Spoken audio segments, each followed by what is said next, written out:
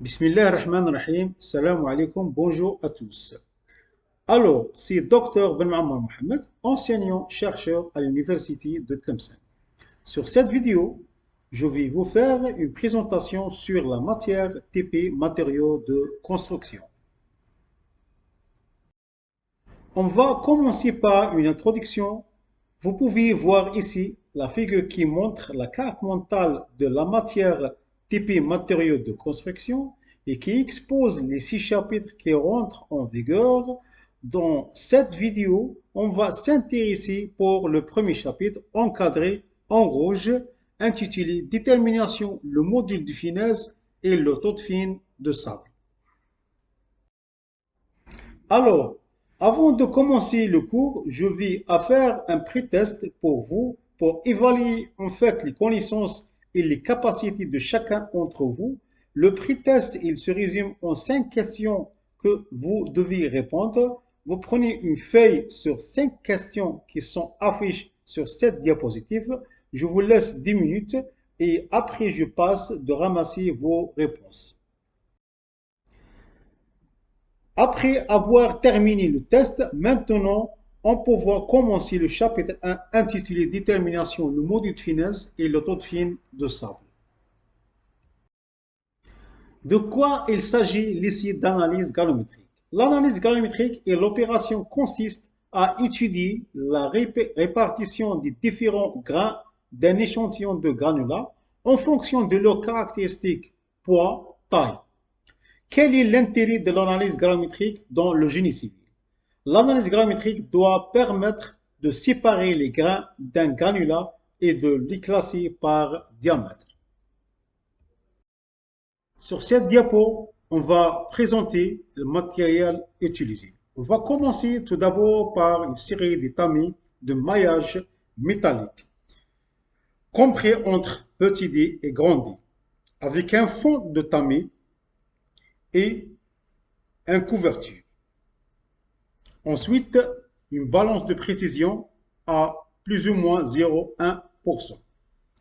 Ensuite, une tube ventilée à une température de 105 degrés.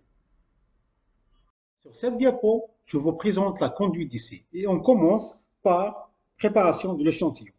Il est nécessaire que l'échantillon soit sec. En pratique, on utilise pour le séchage une tube à une température 105 degrés. Ensuite, les dimensions des tamis à utiliser. Pour les sables, on utilisera en général les tamis de modules encadrés en rouge. Les modules 20, 23, 26, 29, 32, 35, 38. Donc chaque module correspondant à un tamis. Alors, concernant le mode préparatoire, la première étape, on va emboîter tout d'abord les tamis utilisés les uns sur les autres, les dimensions croissantes de bas en haut. On prévoit en dessus un récipient qui s'appelle fond de tamis pour recueillir les éléments fins et en dessus un couvercle pour éviter la dispersion des poussières. Ensuite, verser le granulat sur le tamis supérieur. Ensuite, peser le refus de tamis ayant la plus grande maille. Et ensuite, poursuivre la même opération avec tous les tamis de la colonne. Par définition, refus sur un tamis, c'est la quantité de matériau qui est retenue sur le tamis. Et tamisa, ou bien au passant, la quantité de matériau qui passe à travers le tamis. Sur cette diapo, on va montrer comment tracer la courbe galorimétrique. Il suffit de porter les divers pourcentages des tamisas cumulés sur une feuille semi-logarithmique. On abscisse les dimensions des mailles échelle logarithmique. On leur donne les pourcentages sur une échelle arithmétique. Donc la courbe est tracée de manière continue et peut ne pas passer rigoureusement par tous les points. On va montrer comment interpréter les courbes galorimétriques. Donc la forme de la courbe galorimétrique obtenue apporte les renseignements suivants. Les dimensions un petit d et grand d, la plus ou moins grande proposition d'éléments fins, la continuité et discontinuité de la granularité. On prend un exemple. Donc la figure représente cette figure représente 5 courbes granulométriques. On commence par première courbe, c'est un sable à majorité de grains fins. Deuxième courbe, c'est un sable normal. Troisième courbe, c'est un sable plutôt grossi. Quatrième courbe, c'est gravillon 5,10 à une granulométrie continue. Et cinquième courbe, c'est un gravillon 5,30 à une granulométrie discontinue. Enfin, nous avons arrivé à notre objectif atteindre et de déterminer les deux paramètres qui sont importants pour caractériser le sable. On commence par le premier paramètre, c'est le module de finesse. Bien sûr, à partir de l'ici d'analyse granulométrique, on peut tirer ou bien déterminer le module de finesse. Les sables doivent présenter une granulométrie telle que les éléments fins ne soient ni en excès ni en trop faible proportion. Le caractère le plus ou moins fin d'un sable peut être quantifié par le calcul du module de finesse. Comment déterminer le module de finesse? À partir de ces deux normes, on peut déterminer le module de finesse. La norme française XPP 18540 et la norme européenne EN 12620.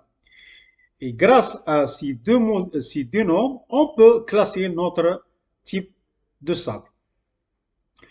On commence par le premier type, c'est 1,8 jusqu'à 2,2. C'est un module de finesse autant plus petit que le granulat et riche en éléments fins. C'est un sable qui absorbe beaucoup d'eau et c'est déconseillé pour l'utilisation de béton.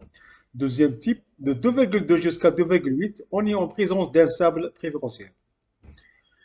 Troisième type, de 2,8 jusqu'à 3,2, le sable est un peu grossi, il donnera des bétons résistants mais moins maniables. Présence des ségrégations, c'est déconseillé pour l'utilisation de béton.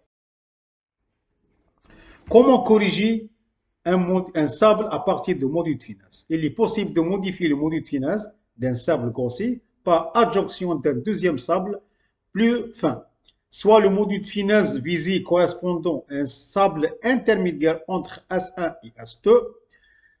Et à partir de ces deux formules, on peut déterminer le pourcentage de sable 1 et sable 2.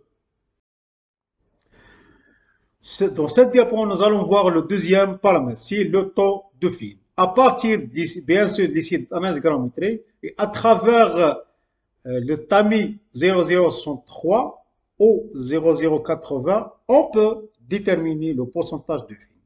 Donc, la valeur de taux de film ne doit pas être il est inférieur, doit être inférieur au est égal 12%. Enfin, on termine ce chapitre par un travail demandé. Donc, le tableau ci-dessus représente les résultats d'ici d'analyse granulométrique. Sur un compte rendu, vous devez répondre sur des questions suivantes. Et le plus important, c'est d'importer l'introduction, monte opératoire, conclusion. Bien sûr, cette compte rendu et la moyenne de compte rendu, ça sera comptabilisé plus la note de participation, manipulation et la note de test, ça sera comptabilisé comme une note de contrôle continu. Enfin, c'est la fin de TP numéro 1. Merci pour votre attention.